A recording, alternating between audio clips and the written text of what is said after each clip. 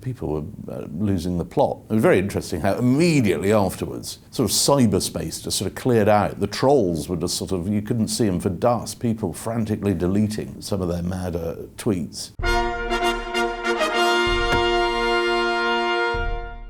2024 self-evidently has been an extraordinary royal year, and so I felt that having originally published my biography of the King, which came out at the start of the year, so much had happened that it was important to really go back and look at all the events of this year. And there was an awful lot of interesting new material to put into this new edition. I've discovered that King has actually throughout been in remarkably good spirits. He's drawn quite heavily on his faith, but he's been absolutely adamant that the constitutional side of his role it should not change one bit. Yes, of course, he had to adjust the public duties, but in terms of the constitutional side of things, meeting prime ministers, meeting ambassadors, going through state papers, all that stuff, that hasn't changed one bit. It's obviously been a very different story for the Princess of Wales. The King has a constitutional role, therefore the public is fully entitled to know how is the head of state, and they're entitled to want to see him. And so the King has been very much sort of out and about, even when he's been on his way for medical treatment to hospital. He insisted, for example, on using the state Bentley, which is a very sort of visible vehicle, and going at slow speeds and waving to people. The Princess of Wales doesn't have a constitutional role, and she's a young mother of three, so obviously in her case it's been a much more private recovery. But she too has made these very powerful interventions during the year, notably her video in March announcing her cancer diagnosis, and I've discovered the backstory to that, why it happened when it did, and also obviously her equally memorable video message telling us that her treatment had finished. In both cases, the direction of travel during the year has been very positive. It's been a case of getting better, but I mean there's no complacency there. And I think another element worth noting, which I've described in the book, is the way that the whole institution, the family, have adapted to fill the gaps. We heard a lot about a slimmed-down monarchy when Charles III came to the throne. Well, it's undergone some substantial further slimming this year, and it's had to adapt. You can't suddenly recruit new members of the family.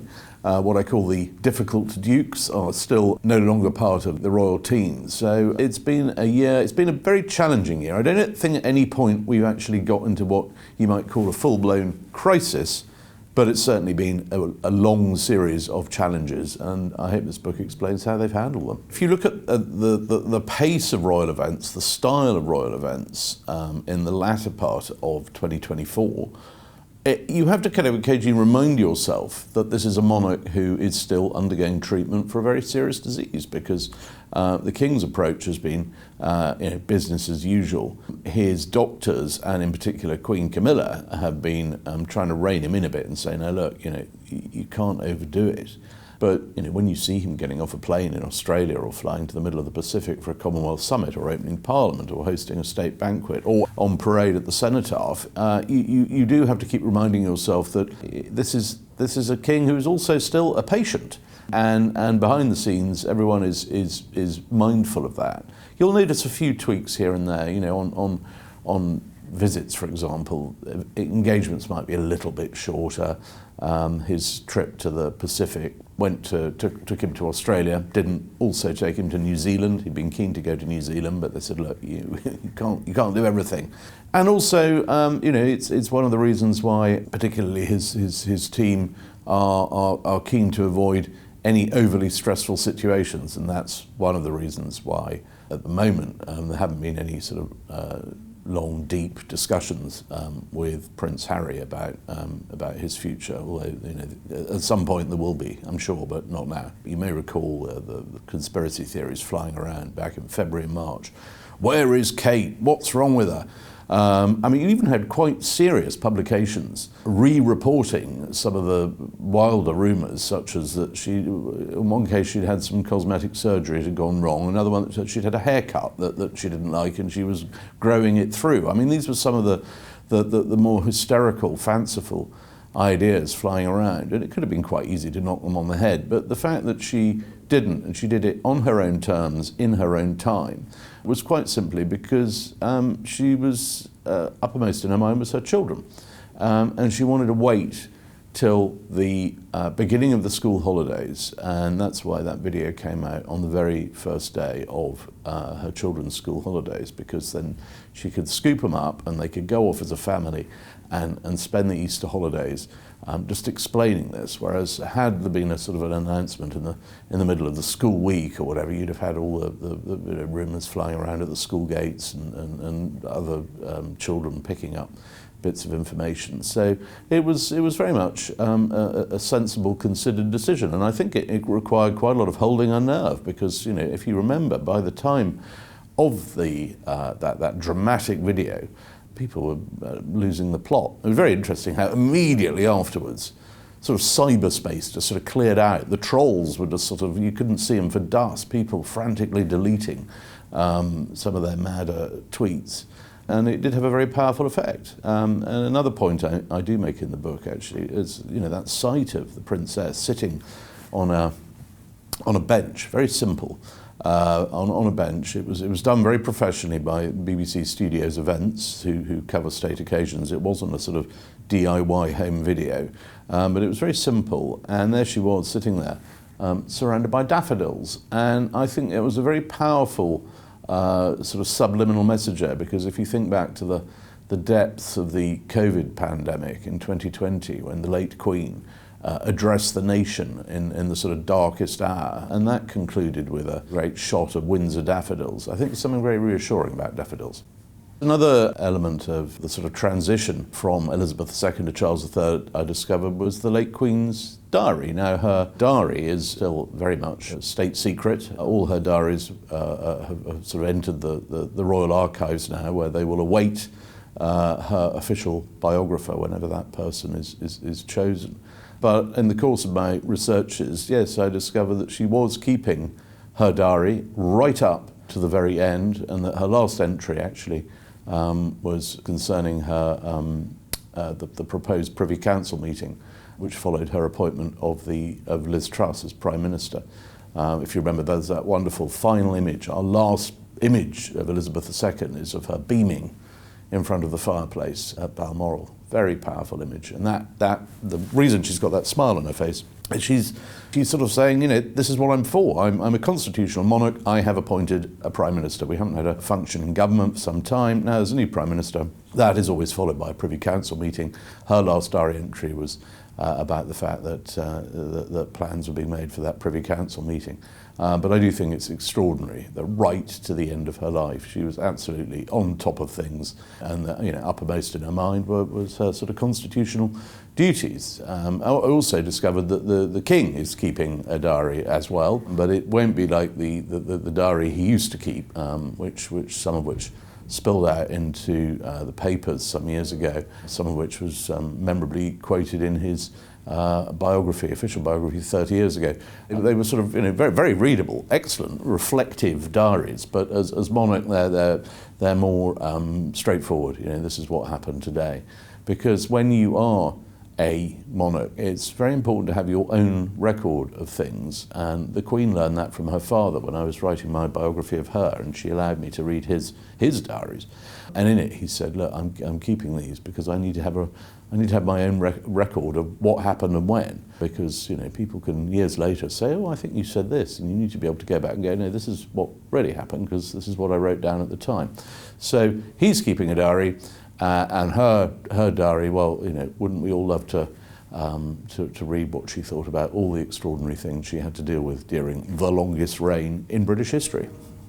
What to do with the Duke of York? It's an ongoing question. It's been something the King's had to deal with since he became king, because of course it was back in 2019 that Prince Andrew did his disastrous interview with Newsnight, after which he essentially removed from public life, and so has been living this lonely world of sort of internal exile ever since. And increasingly the question is asked, Why is he still in Royal Lodge, which is a substantial royal residence, a very senior royal residence, because it was the Windsor residence of King George VI and the Queen Mother, and the Queen Mother never moved out.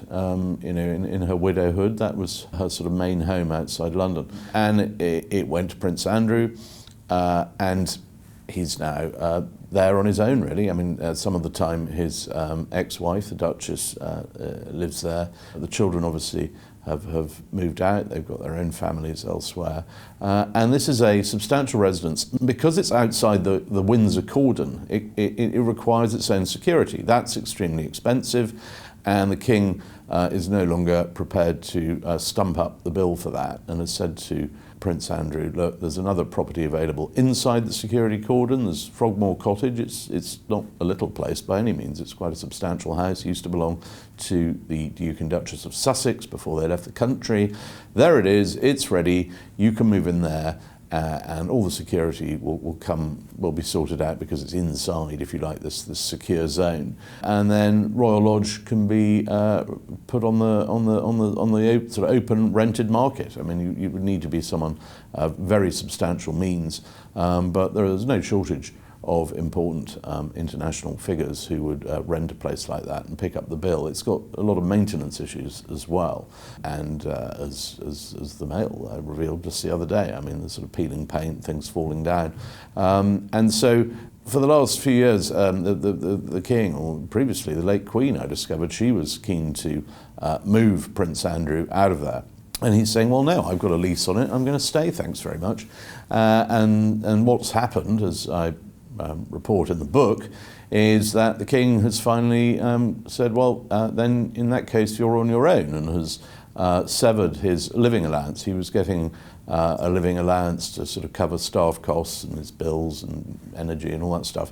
He's now, that allowance has been removed. He's also now got the security bill, and there are maintenance issues, and if you can't keep the place in decent condition and secure, well, then the lease may be taken away, but for now it's over to him. All the bills are there, and he has to pay them, because he has been, as I said, cut off, because the King gave him an ultimatum. The Duke called the King's bluff and lost. The Duke of York says he's got independent means, he's got money to pay these bills, and he's going to stay there. I mean, if he can carry on paying the bills himself, well, then he'll stay there. I mean, that's the way it'll be. But I think the whole issue has just rather soured relations. I think it has been a sort of a distraction. I mean, it's not a huge concern for the King. He's got plenty of other things to worry about. But here is a member of the royal family who is desperate to return to public life, and you can't return to public life if the public don't want you. And for now, at any rate,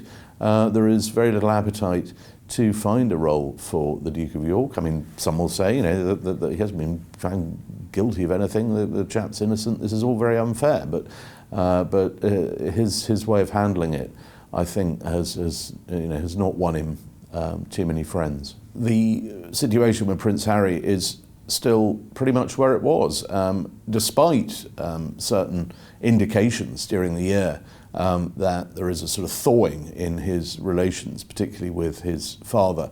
They haven't had a sit down, they haven't really met. Harry did come over, obviously, when the King was diagnosed with cancer. He got straight on a plane and came over to London to see his father and just to say, look, we're with you. And it was, everyone was very touched by that. And he did the decent thing, and he flew across an ocean to see his father. And the details of that meeting didn't come out. That I think everyone regarded as encouraging. Everyone thought it was very encouraging when Harry's paperback edition of his book, Spare, came out in the last few weeks. That didn't contain any new revelations either. So the sort of pointers are towards sort of gradual improvement in that relationship. However, people are saying, well, why did Harry come over in the summer and he didn't even see his father? And the issue, as I explain in the book, is what some at the palace call legal jeopardy. It's summed up in two words: Paul Burrell. Some viewers may recall in 2002 the former butler to Diana, Princess of Wales, was up in court in relation to various items that once belonged to Diana. And the whole court case fell apart after it turned out that the late Queen recalled a conversation with Paul Burrell in which he had said to her that he was looking after these items that belonged to Diana to keep them safe. And at that point, the prosecution just threw up their hands and said, no, we're giving up on this case, because the monarch is the fount of justice, is the head of the judiciary, and can't get involved in legal proceedings. And in this instance, Prince Harry is suing the British government in the courts at the moment over his security. And you can't have a situation where the son of the monarch is involved in legal action against the monarch's ministers if if he's suddenly going to say, oh, well, my dad said this or my father said that.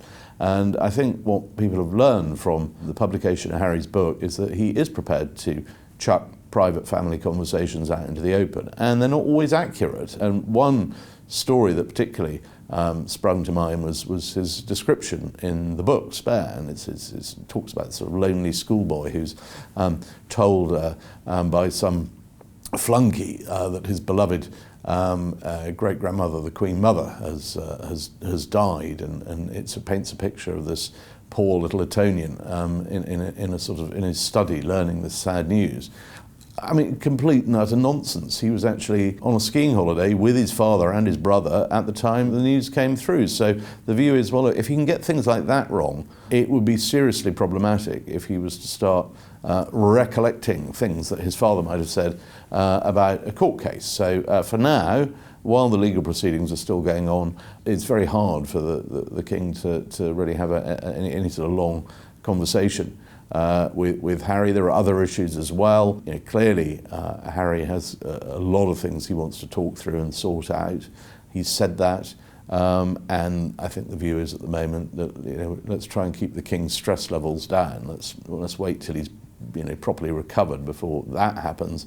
And of course, any discussion with Harry about his, and with Meghan about future royal roles or returns or relations with the family, anything like that, has really got to be a three-way conversation. It's got to be both with the King and with the Prince of Wales. And so the King can't really start having, if you like, bilateral discussions with Harry without getting William on board as well. And at the moment, it seems that there is no appetite for that coming from the Prince of Wales. So I think the situation is very much on hold.